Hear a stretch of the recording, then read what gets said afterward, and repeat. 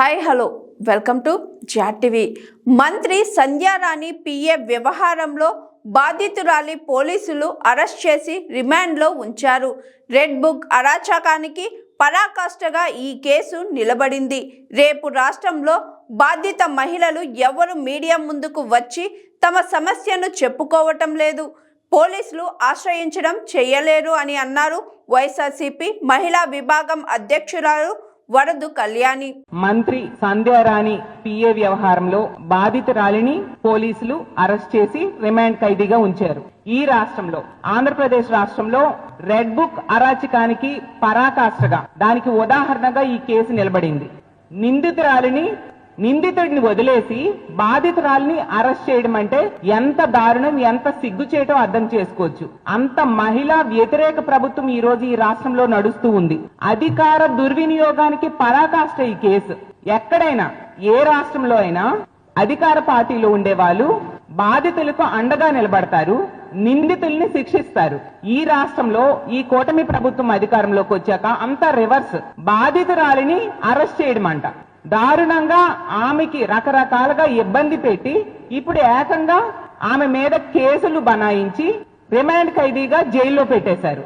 నిందితుడు మాత్రం దర్జాగా నెల రోజులుగా తిరుగుతూ ఉన్నాడు బయట సభ్య సమాజంలో.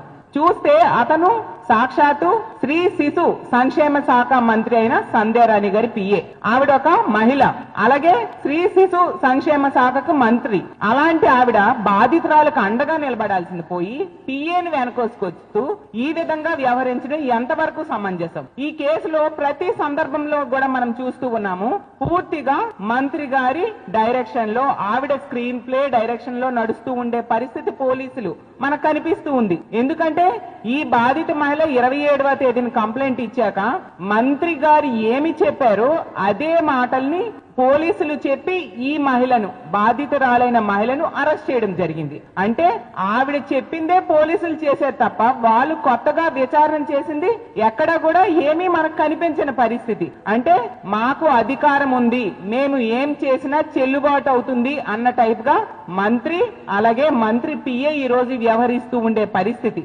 ఆ రోజు ఒక బాధిత మహిళ బయటికి వచ్చి మీడియా ముందు తన కష్టం చెప్పుకుంది, అలాగే పోలీసులు కంప్లైంట్ ఇచ్చింది. వీటన్నిటికంటే ముందు మంత్రికి కూడా కంప్లైంట్ ఇస్తే ఈ బాధిత మహిళకు అండగా నిలబడాల్సిన మంత్రి ఏం చేశారు? తన పిఏకు అండగా నిలబడ్డారు. నిజంగా సిగ్గు లేదా సంధ్యారాణి గారు అని నేను అడుగుతున్నాను. మీరు ఒక మహిళ అయ్యుండి ఈ విధంగా వ్యవహరించడం ఎంతవరకు సమంజసం? అంటే ఈ రాష్ట్రంలో బాధించబడిన మహిళలు ధైర్యంగా బయటకు వచ్చి తమ కష్టం చెప్పుకునే హక్కు కూడా లేదా? రేపొద్దున ఏ మహిళ ఇలా బయటకు వస్తే మమ్మల్ని అరెస్ట్ చేస్తున్నారని భయపడి ఏ మహిళ బయటకు వచ్చి కంప్లైంట్ ఇచ్చే ధైర్యం చేస్తుందా? ఇంత అరాచకమా, ఇంత రెడ్ బుక్ రాజ్యాంగమా? పోలీసులు వాళ్ళు కాకి చొక్కాలు వేసుకోవట్లేదు, ఎల్లో చొక్కాలు వేసుకునే పరిస్థితి.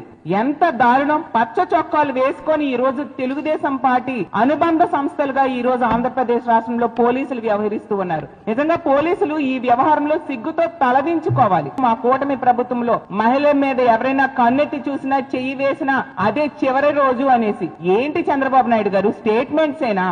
అది అమలులో ఉండవా?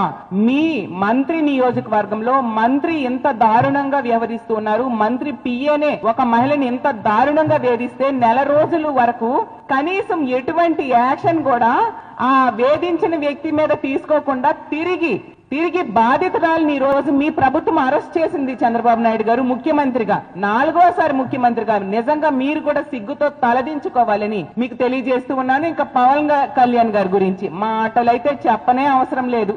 మాట్లాడితే ఎన్నో స్టేట్మెంట్స్ ఇస్తూ ఉంటారు. మహిళల మీద ఎవరైనా చెయ్యి వేస్తే వాళ్ళ తాట తీస్తాను, తొక్క తీస్తాను, తోలు తీస్తాను, ఇన్ని మాటలు చెప్పారు కదా.